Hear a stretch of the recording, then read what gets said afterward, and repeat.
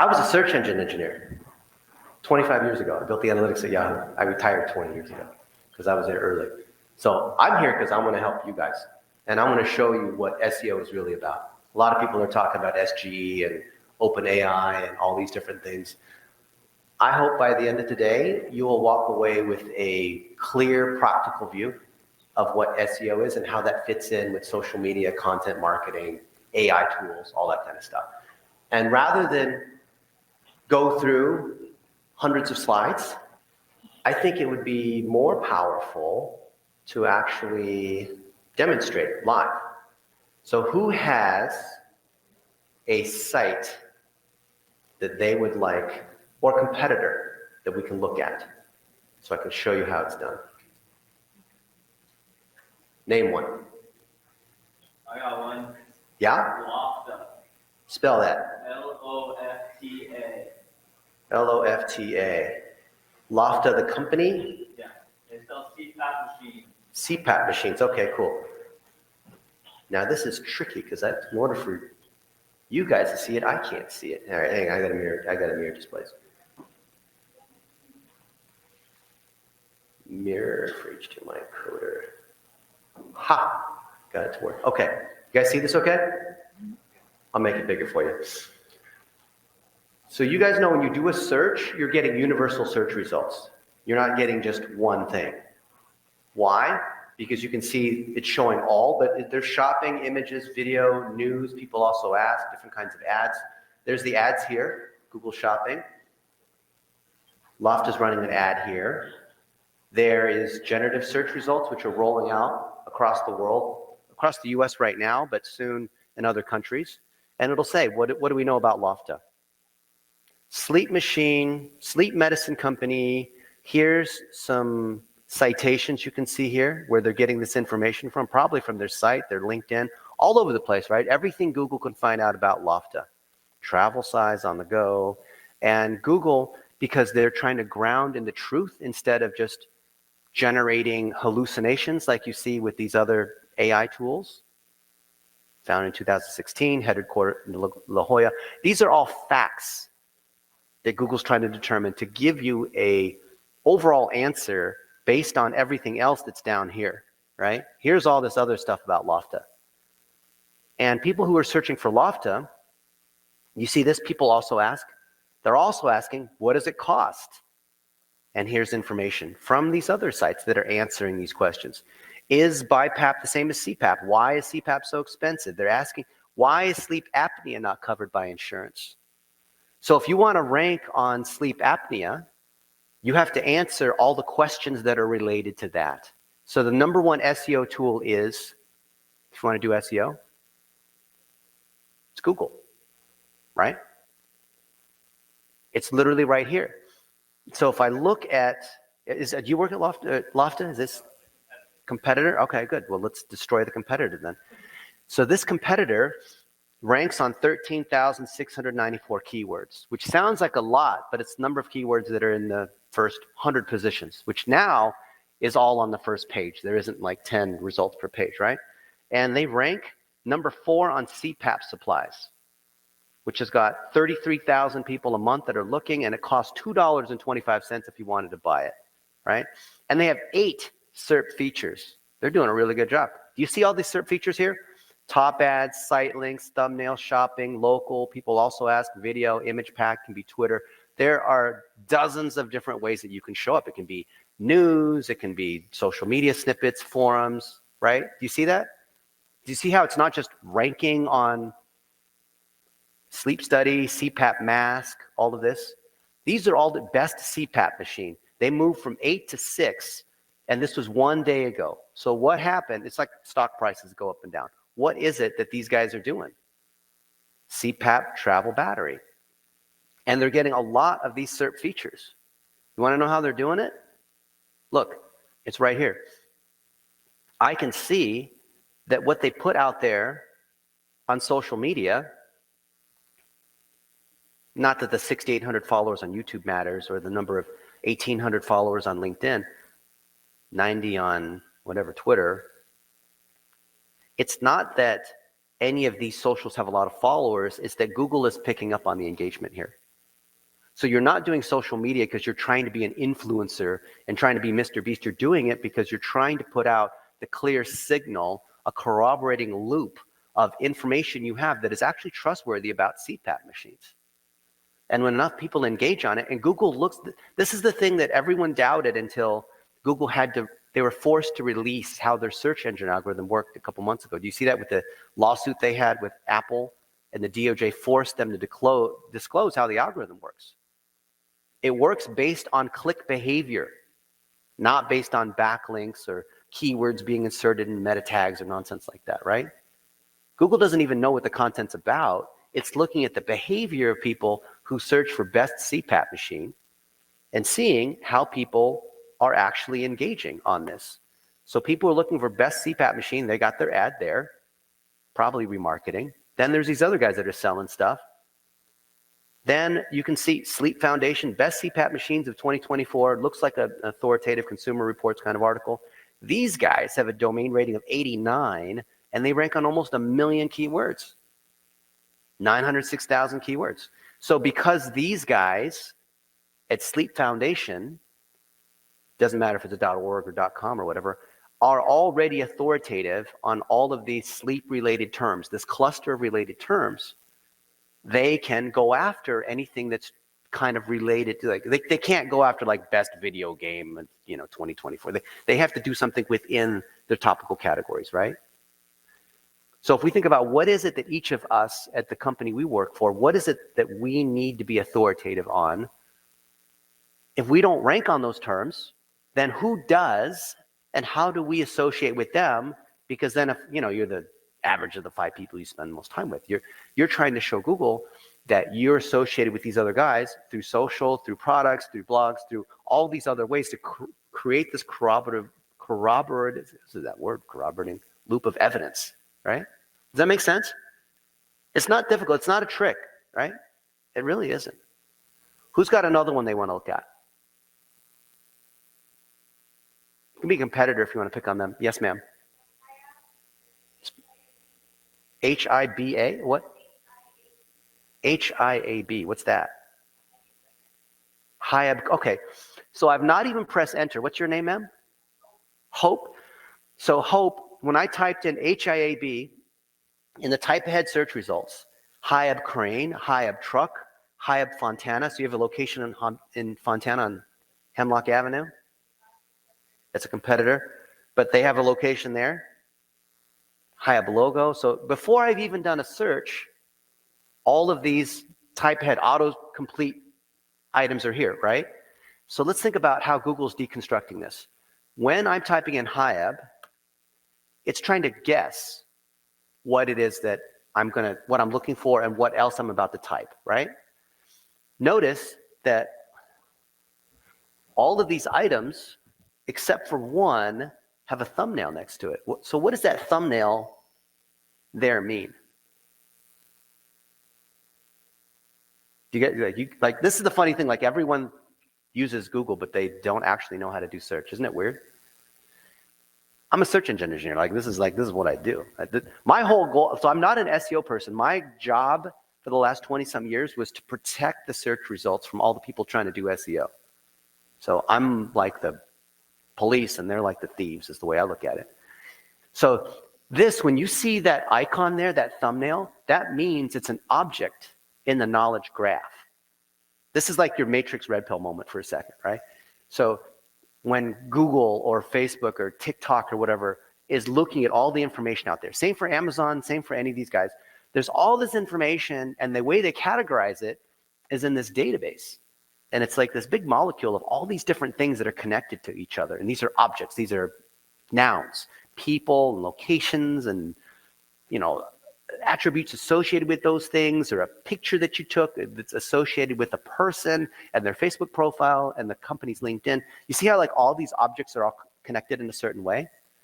So if I look at this object, your competitor, Hope HIAB, this is a location. They might have multiple locations, but this is HIAB USA. Okay, it's like a corporate headquarters.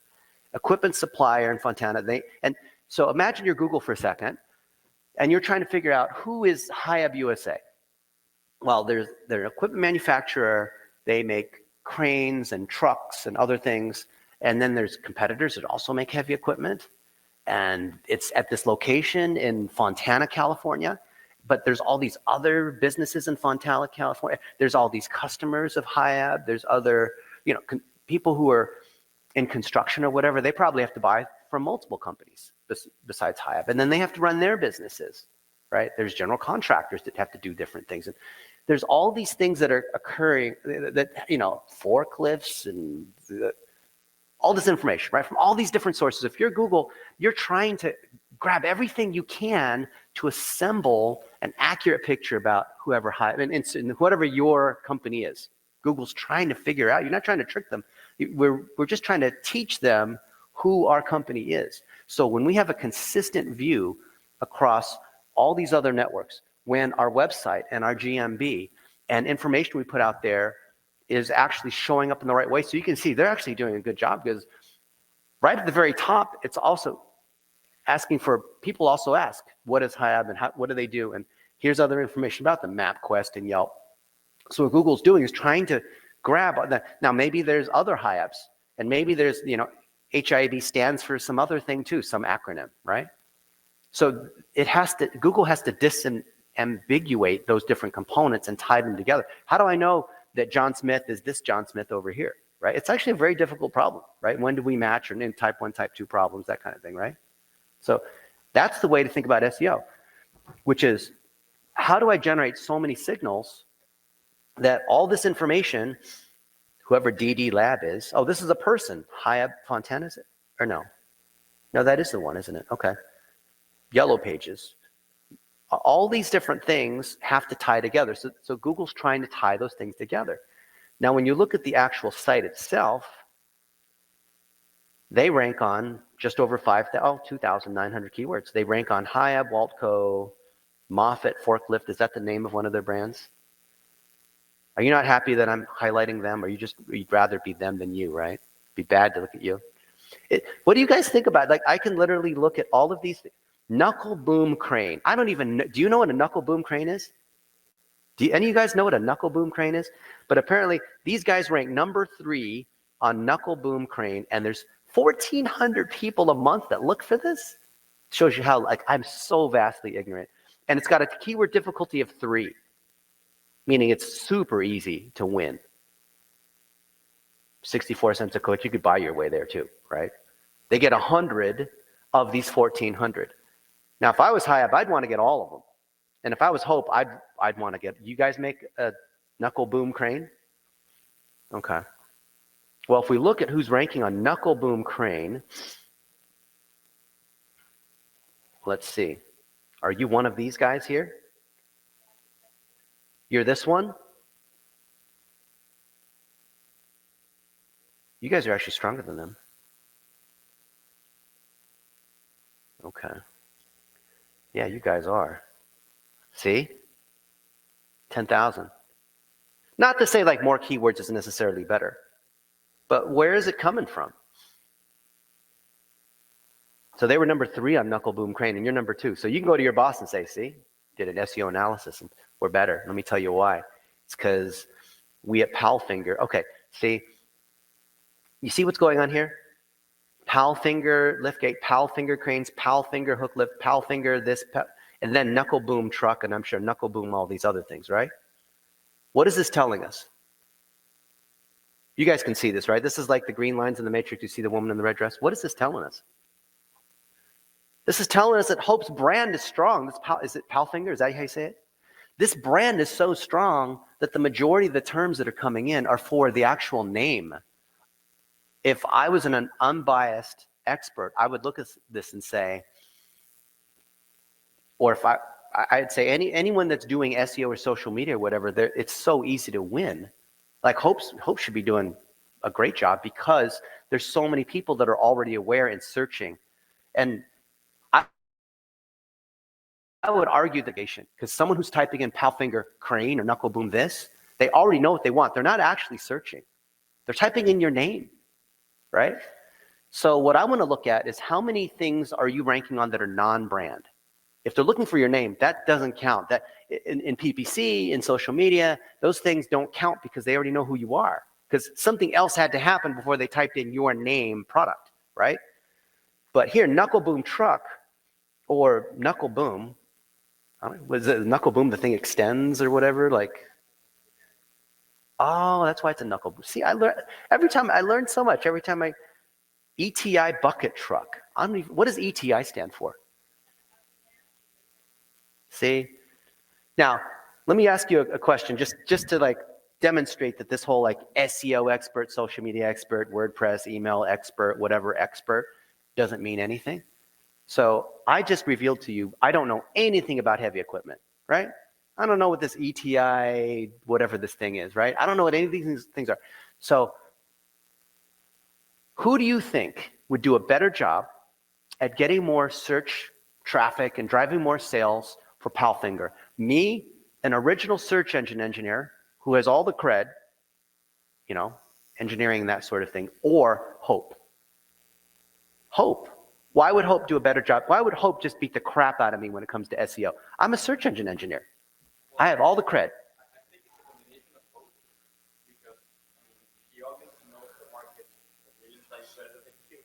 Yeah. Maybe the skills or doing this type of research can really help Hope to make a better decision on what to position, what to position. Yeah. And that would not have been true until this year because of all these AI tools and because of the changes that Google made. I'm going to show you what this change is. And this is like you can't unsee this once you see it. So Google made a change. What's your name? Hernando? Fernando. Okay. Like the bull. So Google, Fernando. You have to come up with like a way of remembering people's names. So this is going to be hard to read, but Google 2 years ago, you can see that in 2022, this is on their blog. They said, we are changing our quality rater guidelines from EAT to EEAT. Have you guys heard of EAT before? Not really? Yes, a little bit. This is huge. Like if you're doing anything in the world of search or social, like you have to fundamentally understand. I know it's like technical or whatever, but once I explain this to you, you're going to realize it's not technical. This is the crux of what I'm explaining here. Okay. EAT used to be expertise, authority, trust, and that worked because you would generate links and you'd write content about what's the best knuckle boom truck, right? And people would just post pictures of knuckle boom trucks. But then they added an extra E. Why did they do that? Because they knew people were going to abuse this whole AI-generated nonsense, whatever kind of, you know what I mean? Like all these AI tools, every day there's like all these tools that generate all this nonsense. And they said, that extra E, does the content demonstrate it was produced with some degree of experience, such as with the actual use of a product, having actually visited the place or communicating with the person's experience? Some situations where you have firsthand life experience on the topic at hand. Why did they say that? It's so clear. They want to know that you actually have the experience, you actually know the people, you actually have a shop in Fontana, you actually have people that are, you have a factory and all this experience, that you actually know Fernando, that you actually are in LA at the Lowe's Hollywood Hotel. They want to know this because Google's assuming you are guilty until proven innocent. Because the AI tools, I can go to the AI tools, I'm sure you've already like AI'd out, because every conference I go to is just like AI this and AI that. It's like, generate an image of the whatever it is doing this thing, right? Is it real? Why did Google add this extra E on EEAT to make it EEAT? Because they knew the AI nonsense, the AI garbage was exploding, right? Given that that's the key to SEO, Hope, actually having that experience, then what should your social media and SEO strategy be? While we're waiting for this thing to turn on, what should you do? This thing? Oh, good. Let me show you something. So I have an iPhone, but do you guys have iPhones, or are you an Android kind of person? iPhones? Yeah. So I pay $10 a month and for Apple to store my stuff, and I pay another $10 a month for Google to store all my stuff. So if I were to destroy this phone, I would still have all my pictures and videos, right? And I think I'm paying like an extra whatever. Now I'm paying $30 a month for whatever to have like extra storage. And This AI has always been here. So name any place on this planet, any city in the world, let's say. Fernando, name a place.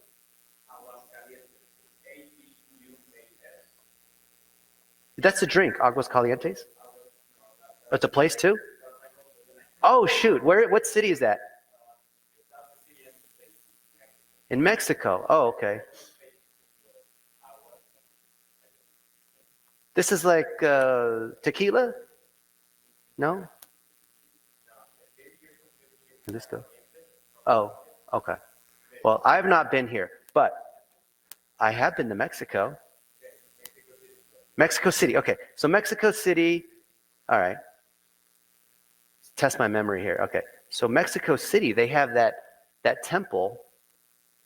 That there's another one in that's a replica of it just outside, right? And you can see Mexico City. That's not Mexico City. That's my mom in Harbor City. Actually, let's do this. Let's just go Mexico. You'll see I'm actually coming around to, I'm proving a point, but in a roundabout way. So I'm asking Google, what's up with all these things in Mexico? Did you know Southwest flies to Mexico? Took a picture on Southwest, and it was in, do you know where this is? This airport? 2019, I took this picture. Oh, it's in Puerto Vallarta. I don't know why I decided to take a picture of that as I was getting off the plane, but there it is, right? And you can see that this information is, did I tag that it was in Mexico? Or let's see something else in Mexico. Here I spoke at this conference in Mexico, right? You can see where it is at the Four Seasons Punta Mita. One of my favorite, I think that's my favorite resort in the whole world.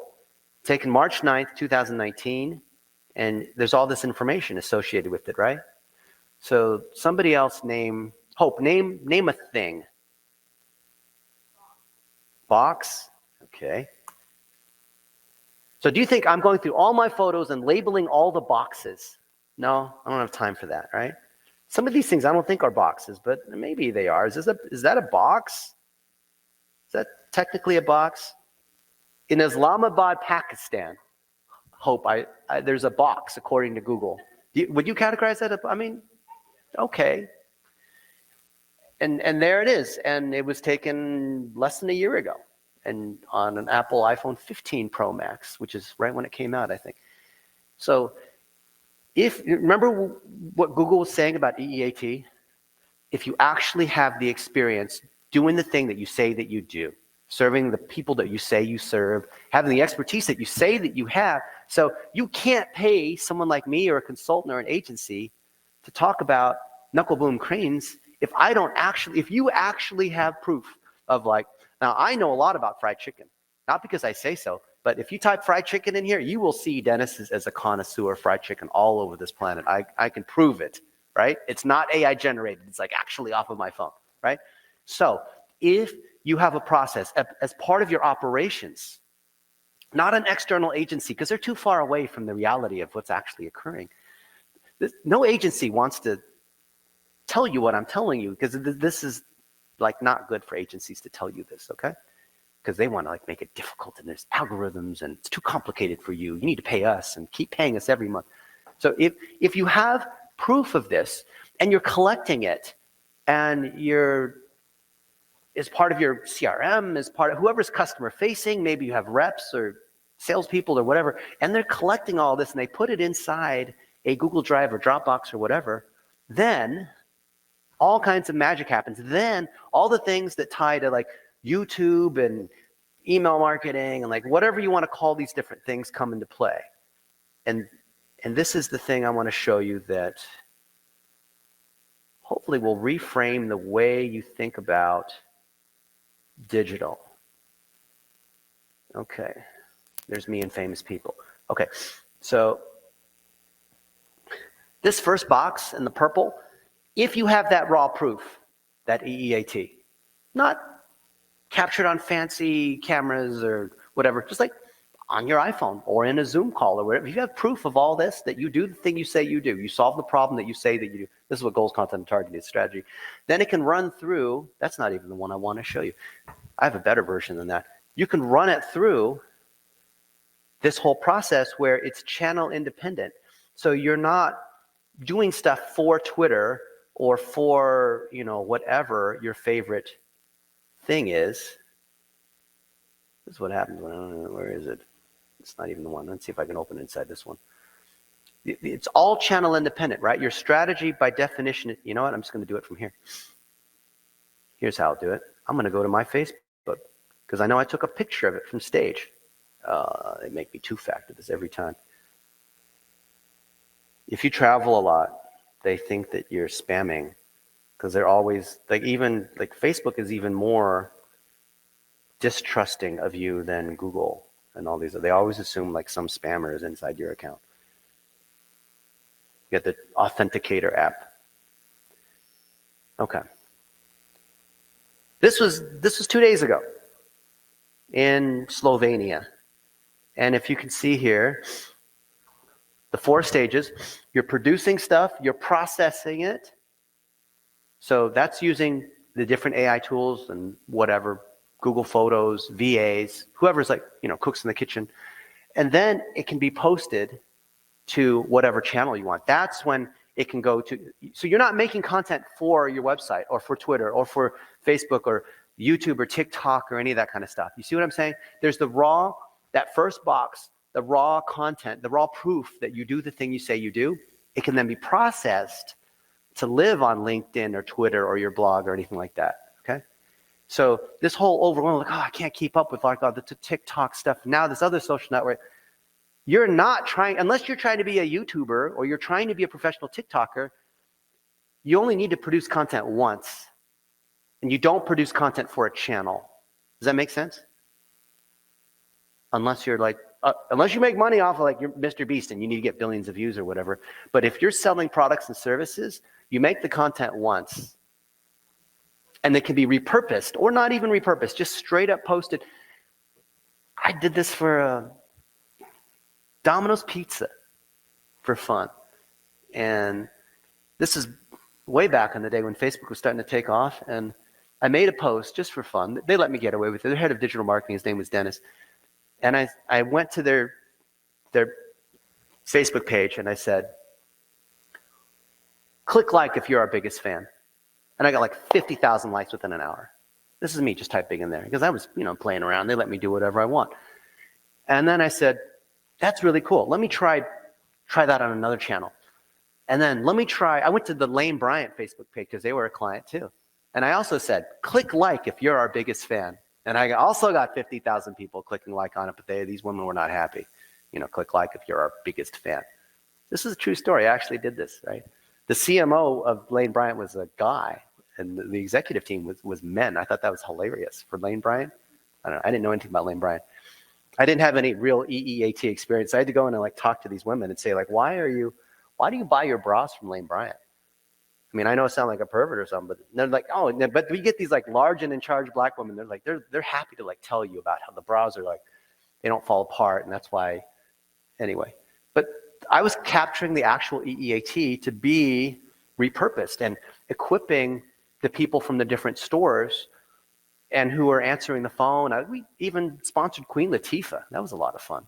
Just to why not, right? Because but the funny thing is that the actual stories that we collected from real customers, from real staff, did better than the ones from A-list celebrities. You guys ever look at this influencer marketing thing? Are you find that interesting? I think it's all a scam. It's just people trying to become famous and take your money. Actually, let me show you one. You want to see one? You want to see a fun one? I'm not even doing a PowerPoint. I'm just doing something that you guys know Ashley Furniture? This is so cool. I have full permission to share this because I put the guy in charge of digital marketing on stage instead of me. And Michael Malaro. And I'll show you one of these. This is hilarious. Check this out. Okay, so this is our framework called the success tree. Anything you want, I'll just give it to you. All the frameworks that we use, right? This is the process I was showing you about taking the real content and pushing it out there, like real content, okay? Not this like be authentic nonsense that you hear people say, that vague thing, but like real stuff. So we literally had these people from Ashley Furniture just make little videos about, this is not professional video, this is not professional actors, this is not like people that are famous, just like random people that worked in the store, customers, just making videos about like whatever. And some of these were horrible. Well, they did fantastic. But some of these ones there, you would see like, they would just talk about stuff, filmed on their cell phones. And where's the performance on some of these?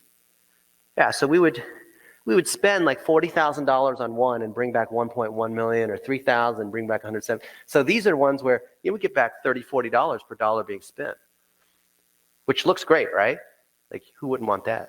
But the thing is, we took real videos and just put it out there and let the system determine what would win. And we found that 10% of the stuff we put out there would win. So we had a 90% fail rate. So we had to make hundreds of pieces of content. And let me just show you like how bad this content was. It looked horrible. Like all the design people were so mad, but the executives wanted to see the ROI on this, okay? So here's some ugly, okay, check this out. All right. Look, these are just like random pictures and videos. And this is like one where, you know, there's an ugly brown couch. And that ugly brown couch, can you see that? Actually, below there, you can see the stats. So we measure the stats on every one of these, and we were tying to offline conversions and actual sales in the POS. We weren't going for likes and, you know, followers and nonsense like that. We want real revenue, and we could see how many people went into the store and how much they bought, right? Because we're tying it back based on the email address and phone number, right? Because you can do that, right? If you're that, the whole thing is real sales, real phone calls, real leads in your CRM. I don't care how many subscribers you have on YouTube, okay? But like this ugly brown sofa, we spent $4,000 and we drove $92,000 of sales for a 24 ROAS. Spend $1, get $24 back. You know what? That sofa has not even been in stock for 4 years. And so the folks at corporate got mad and said, you got to take this ad down. This is like fraudulent because we don't even have the sofa in stock. But what people would do is they would walk into the store and they'd say, hey, I saw you had this couch for $399. They don't remember the name of it. What is the name of this called? The Darcy sofa for $399? They'd say, like, you had this cheap sofa for $399.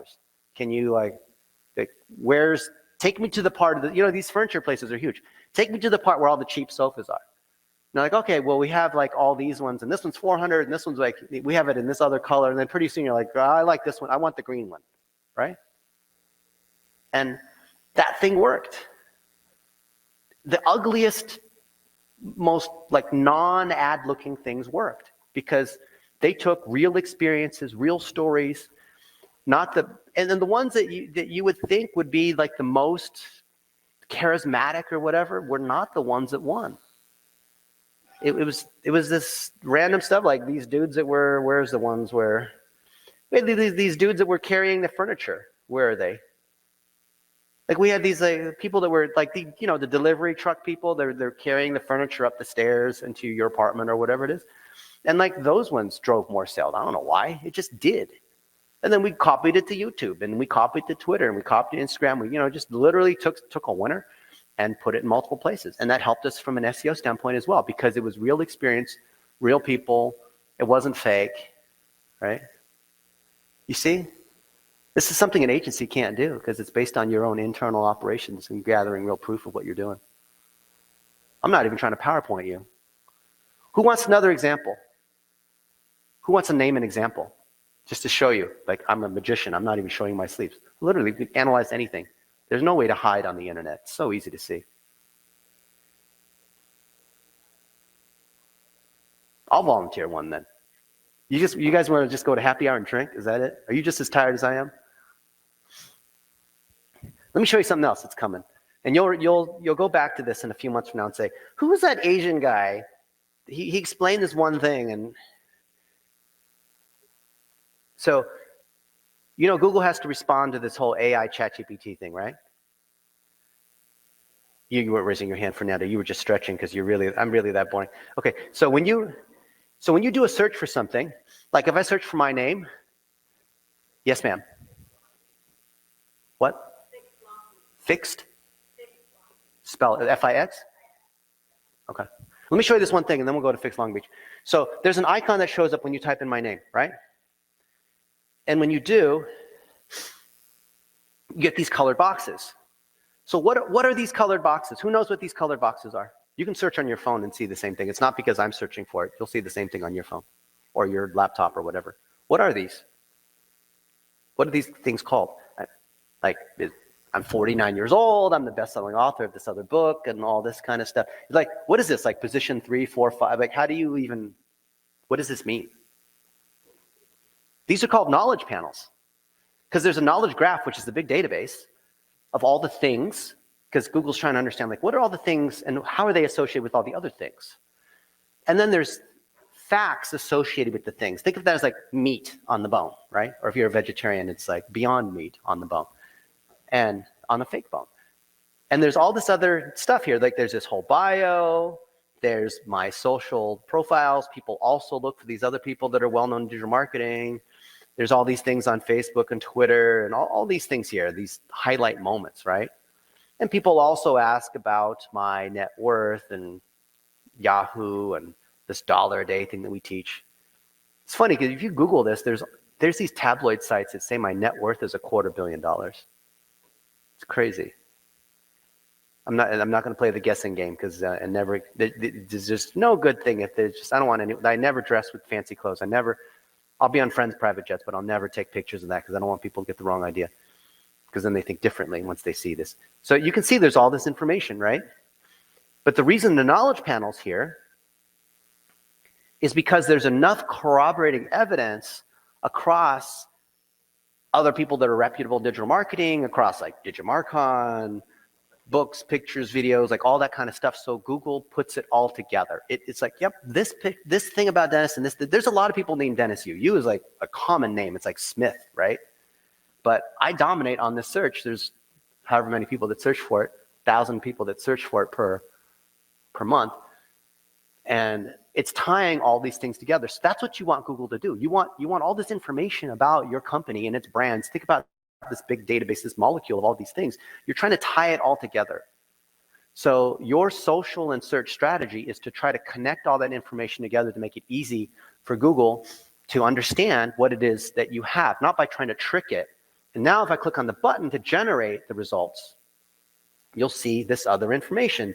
There's a YouTube, there's my personal brand site, there's other stuff, right? And you can see, you know, Million Jobs thing, I've won these different awards, blah, blah, blah, right? Other sorts of things. So you don't have to be famous.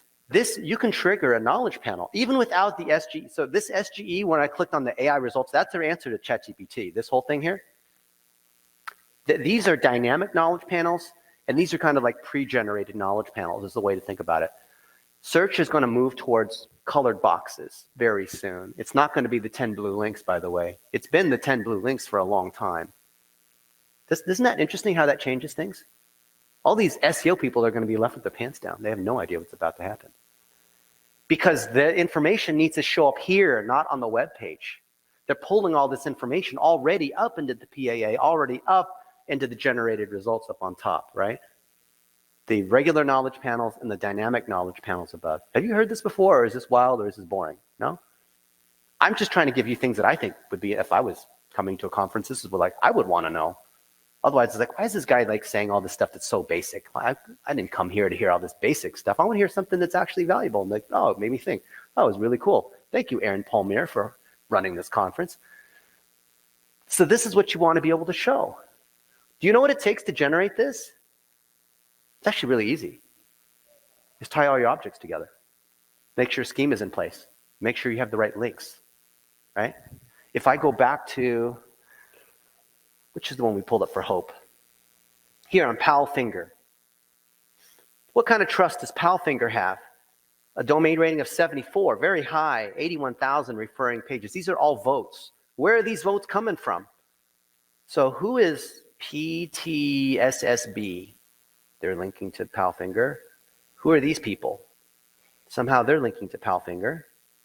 Construction simulator. Okay, this seems like it's, these all seem like they are, I don't even speak German or whatever, but I'm going to assume that this is some sort of construction thing. These are distributors of your equipment, probably.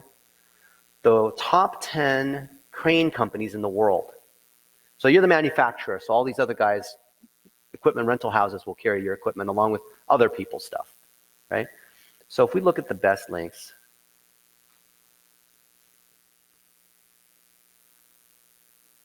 oh, yeah, sorry, you have 138,000. These are all votes. Oh, so you have country level domains. Okay. Discover containers. So these guys are pretty reputable when it comes to containers, I can already tell. They got a lot of traffic. They got the keywords that are related. This page alone ranks on 659 keywords. So they're talking about you. So all these people in the world of transportation and equipment rental are talking about you all over the world. So it certainly makes sense that these other guys who are reputable because of what they talk about in those topics can transfer that trust to you by linking to you here in images, in in-body links, in other languages, or just off of a straight up link, right? So the trust that you've been able to generate, whether you're doing it intentionally or not, is why your SEO is so strong. And it's actually what's reinforcing the brand traffic that you're getting, because it looks like 30-40% of your traffic is coming off of the brand itself. Isn't it crazy that you can just have access to all this? And you did not get hammered in the March update. Very good. Good job, Hope. And here's these other guys. Do you know who these other people are? Oh, Hiab, you just mentioned them. Versalift. These are competitors, right? Crane Trader, Custom Truck. Okay. But you can see mostly the US and Germany. See, like this information looks about right, doesn't it?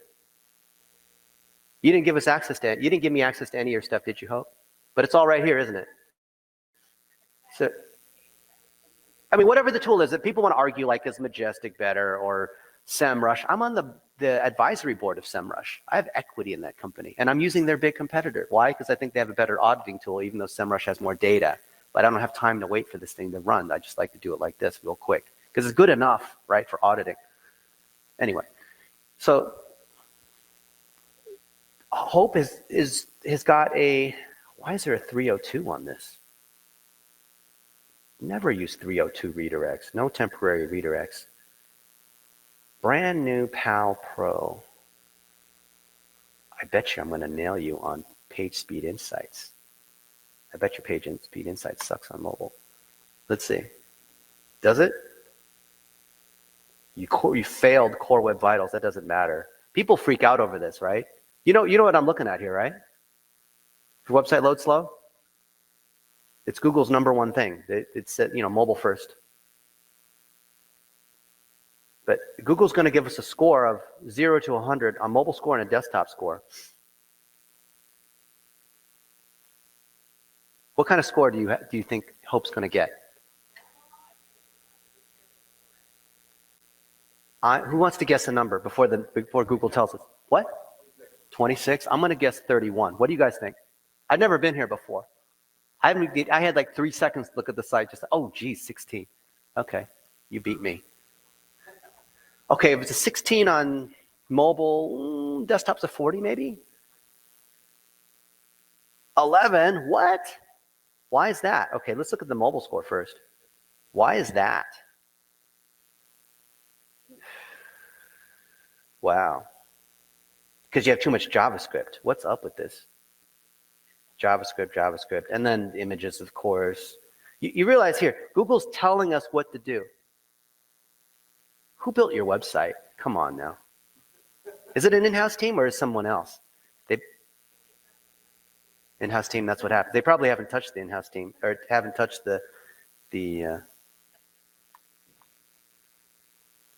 is like why you don't want Dennis to audit your stuff, because, let's see.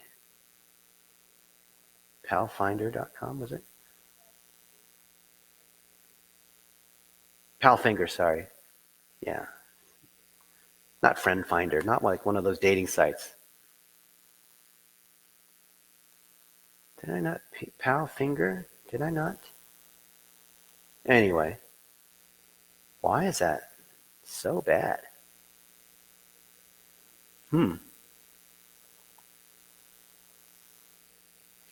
keep wanting to type in Finder. Okay, Pal Finger. You guys ever use Chrome and do the developer tools? Let's look at it on an iPhone 14. Let's reload the timeline. Oh yeah, see, you got too many GET requests. See that? Already almost 300 GET requests, and the payload is 38 megabytes. That's what's killing you here. There's too many objects being loaded here. What the heck is this site being built on anyway? Yeah. I'm not trying to embarrass you, Hope. This is just... Yeah, so we like to say in marketing, there's never any problems. There's just opportunities. There's so many opportunities for you, Hope. It's fantastic. I'm glad you came to the conference here. But you see, like, this is true for all of us. It's not like it's just Hope. We could take any of our sites and find the same things. I've never seen, like, even doing stuff for, you name it, for these biggest of companies, their stuff is so broken. Everyone's stuff is so broken. This, like, HIAB, I guarantee you their stuff's broken too. And if your stuff sucks, you can always just, because, you know, you work in a company, you don't want to look bad. So you just compare against the other guys, and then if they suck worse, then you just submit that as your report, right? Because you got to play that game too, right? Anyway, we got a couple minutes left. I want to summarize the key point here, which is when you have real experience showing that you actually do the thing that you say that you do, you are going to win when the hammer is dropping on Google, which has been happening in the last month or so. If you're in the world of SEO, you probably have seen all these people, all the rats are scattering. And it's because they've been doing things to try to trick the algorithm, take shortcuts, buy links, all kinds of things that are tricking. But if you take your brand and you take all the stories and the proof that you say you do what you do with the people that are reputable, the companies that are reputable, the customers, the things like I showed you off of the phone, and you tie it together into this framework. There's me and Jake Paul and these other people. We don't have time for that, but a lot of fun. You tie it into this framework called the topic wheel. Think about, put your company name here in the middle. What are the 6 things that you want to be known for? For construction, for heavy equipment, for cranes, for knuckle lifts, right? What are the things that you should be reputable in? Not just the products, but like the areas of expertise because of the nature of the product, right? What are those things? 6 things. We can go into the math on why it's 6. But of those things that you like, these are things you want to rank on. Can you tie them with other people and companies that are also reputable in that area? So you can sort of, not in a parasitic way, but pull off of the trust they have.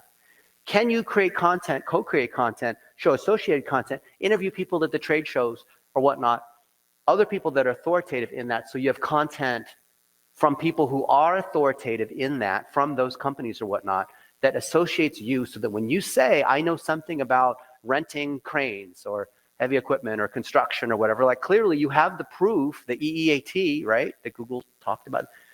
You have proof that you have all that.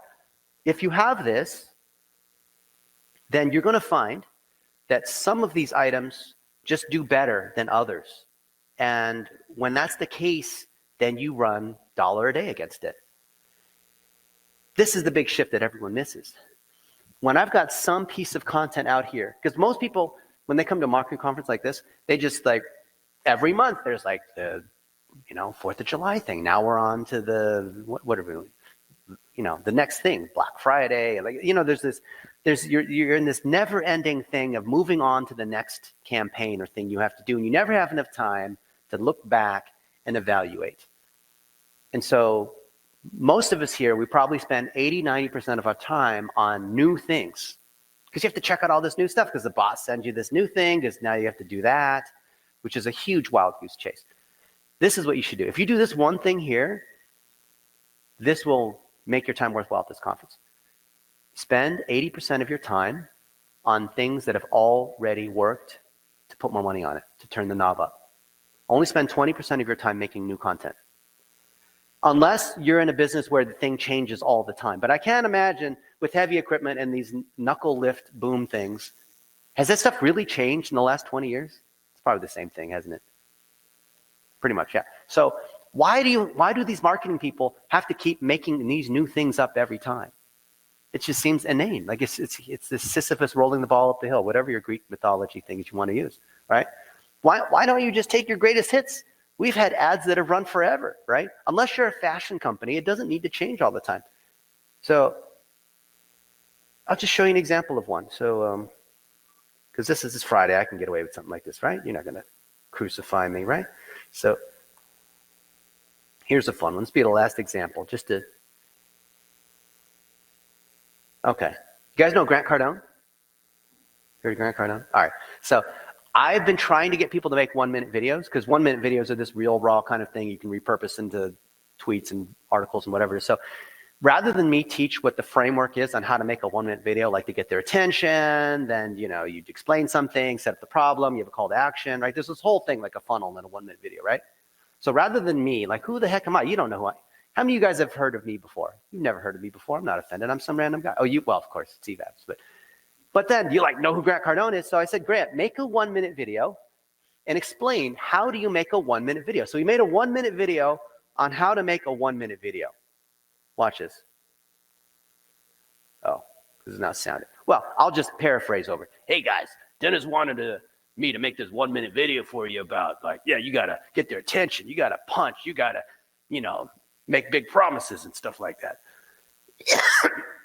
Now, if you're in a professional setting, it might be like making a big claim. You got to go to jail and pretend you're a billionaire and get on TV and show off your private jet and all this kind of stuff, right?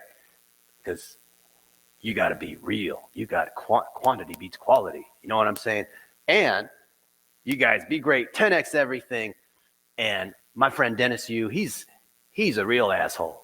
No, he's a bad man, right? See what I do? I keep getting your attention. He's a bad man. That's my little girl right there. She's a freak. That's a little daughter who's a freak.